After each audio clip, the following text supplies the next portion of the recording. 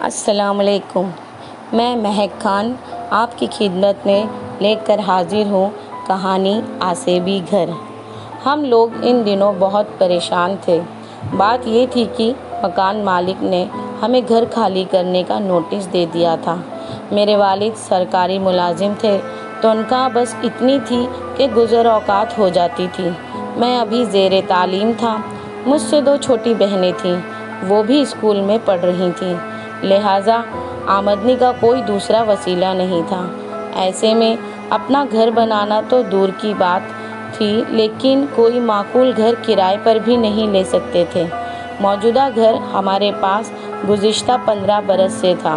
مالک مکان وقفے وقفے سے کرایہ بڑھاتا رہتا، مگر اسے بھی اندازہ تھا کہ ابا کی تنخواہ کتنی ہے، پھر ہمارے آپس میں تعلقات بھی تھے، اس بنا پر بھی مالک مکان لحاظ کرتا تھا۔ مگر کب تک؟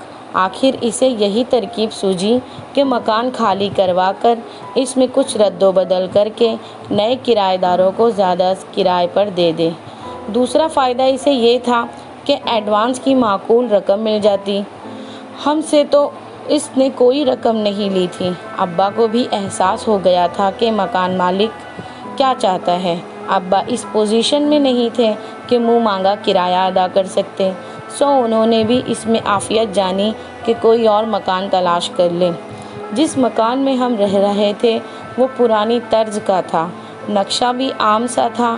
امی کو ہمیشہ یہی خواہش رہی کہ کسی خوبصورت سے گھر میں رہیں، مگر یہ ایسی خواہش تھی جس کا پورا ہونا ناممکن نظر آتا تھا۔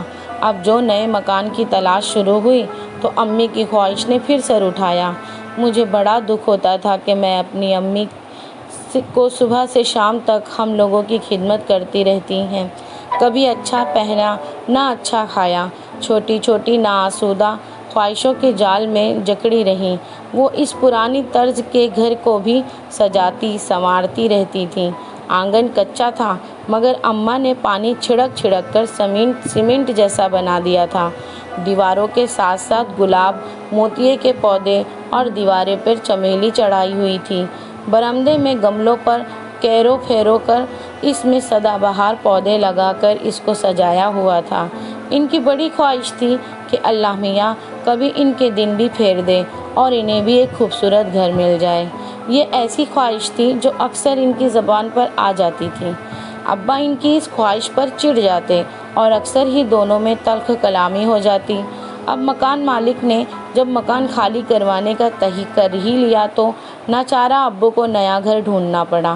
ابا چاہتے تھے کہ گھر ایسی جگہ ہو جہاں سے میرا کالج اور بہنوں کا اسکول نزدیک پڑے، بس اسٹاپ بھی دور نہ ہو اور مارکیٹ بھی قریب ہو، آبادی بھی اچھی ہو۔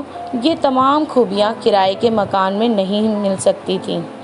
میں ابا کے ساتھ صبح شام گھر دیکھنے جاتا تھا۔ جب کبھی میں نکلنے لگتا، امی آہستہ سے کہتی، گھر اچھا بنا ہوا ہو۔ میں ازبات سر ہلاتا اور دل میں ٹھان لیتا کہ جلد سے جلد پڑھ لکھ کر جو کام کروں گا وہ یہ ہوگا کہ ایک اچھا سا گھر بناؤں، ایسا گھر جو امی کی امنگوں پر پورا اترے۔ ابا تو یہ کام زندگی بھر نہیں کر سکیں گے۔ بدنصیبی سے ہم جہاں کہیں بھی گھر دیکھنے گئے، اگر گھر ابا کی خواہشوں کے مطابق ہو تو کرایہ اتنا زیادہ ہوتا تھا کہ ابا افورڈ نہیں کر سکتے تھے۔ اگر کرایہ کم ہوتا تو مرغی کے ڈربے جیسا فلیٹ یا مکان ملتا، ایسا خراب کہ جس میں رہنے کا تصور نہ کیا جا سکے۔ جس دوران ہم گھر ڈھونڈ رہے تھے، ابا کی ملاقات ایک شخص سے ہو گئی جو ایک اسٹیٹ ایجنسی کا مالک تھا۔ اس نے بتایا کہاں اس کے پاس کئی مناسب گھر مناسب کرائے پر موجود ہیں۔ ایک گھر کی تو اس نے اتنی تعریف کی کہ وہ بہت خوبصورت اور بالکل نیا مکان ہے۔ جن لوگوں نے وہ گھر بنوایا تھا وہ امریکہ چلے گئے ہیں۔ ہدایت کر گئے ہیں کہ بے شک کرایہ زیادہ نہ لینا، مگر ایسے لوگوں کو دینا جو گھر رکھنا جانتے ہوں۔ وہ تو چوکیدار رکھ کر جا رہے تھے، مگر میں نے مشورہ دیا کہ چوکیدار بھی گھر کی حفاظت نہیں کر سکے گا۔ آج کل چوکیدار چارپائیاں توڑتے رہتے ہیں اور گھر غفلت کی نظر ہو جاتا ہے۔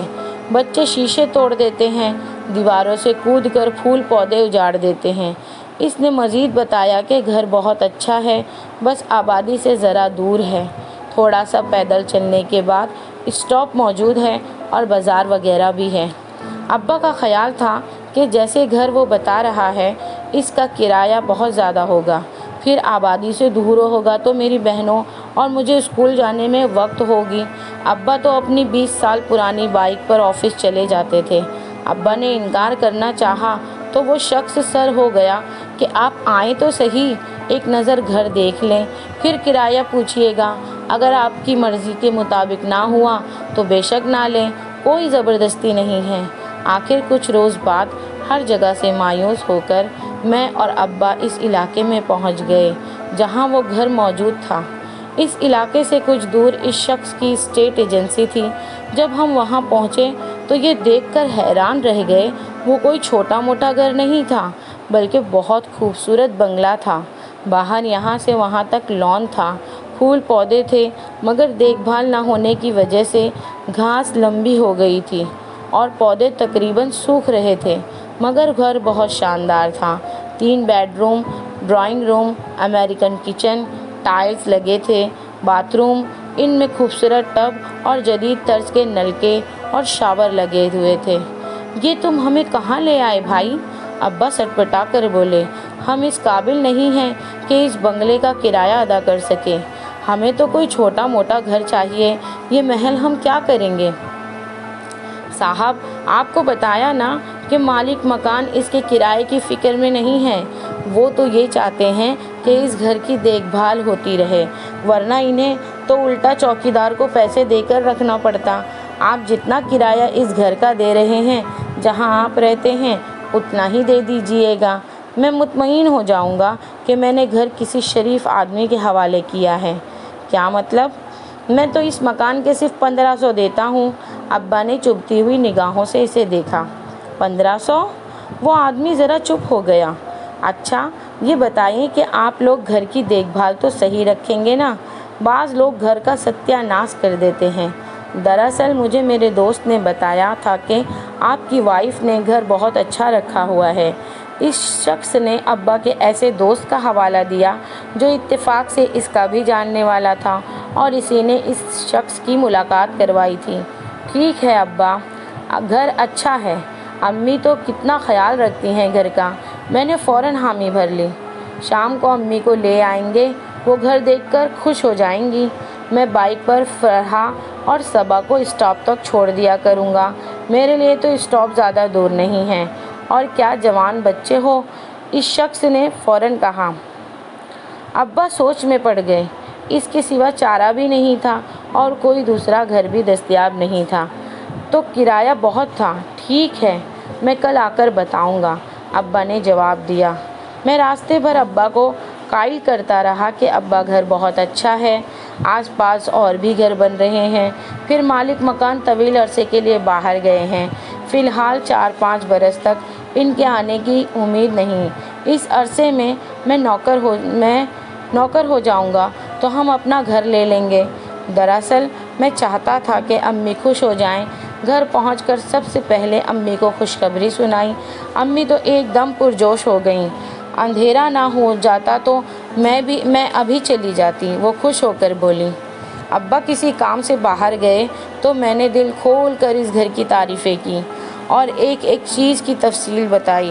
امی ساری تفصیل سن کر بہت خوش ہوئیں، کہنے لگیں، میں نے کچھ پیسے جوڑ رکھے ہیں اور ایک کمیٹی بھی ڈال دی ہے، تو لمبی مگر جلدی مل جائے گی، ہم ان پیسوں سے ڈرائنگ روم کے لیے سامان خرید لیں گے۔ امی بڑی دیر تک خواب بنتی رہیں اور میں بھی خوش ہوتا رہا، چھوٹی بہنیں بھی خوش ہو رہی تھیں۔ اگلے روز امی، دونوں بہنیں اور میں ایک ٹیکسی میں ابو کے ساتھ روانہ ہوئے۔ ابو نے رات کو بھی کئی بار یہ بات کی کہ گھر آبادی سے کافی دور ہے اور راستے میں بھی یہی کہتے رہے۔ کہانی کا اختتام یہاں ہوتا ہے، لیکن اس کی اگلی قسط آپ کو اگلے ایپیسوڈ میں ملے گی۔ کہانی آسے بھی گھر۔